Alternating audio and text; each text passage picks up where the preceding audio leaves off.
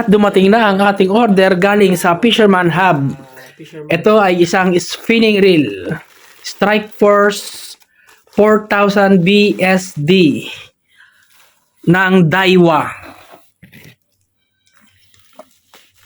Ayan, bubuksan muna natin yung box para makita natin kung ano laman sa loob. Medyo maganda ang bubble wrap nitong box na to. Ayan. Strike Force 4000 BSD. Ayan.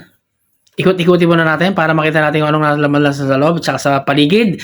At eto na nga, binuksan ko na ang laman sa loob ay ang mga basura. Ayan. May laman basura sa loob. Alisin natin niya kung anong tinatakpan niya para makita natin. Ayan. Naka-plastic na ang spinning reel. Safe na safe ang lagayan. Talagang kahit maalog siya, hindi madident. Ito na. Alisin natin ang plastic at pakikita natin ang laman sa loob na Strike Force spinning reel. Gold color. Gold black. Ayan. Ang malaki siya. Malaki.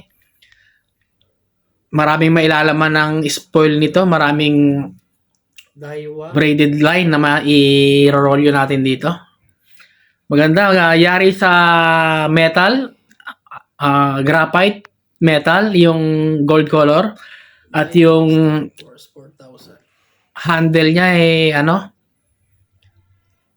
plastic at alloy. Yan. Smooth. Yan, napaka-smooth ng ikot nito. Maganda ikutin. Siguro pag nakahuli ng isda ay talagang mahihila natin pataas. Thank you for watching.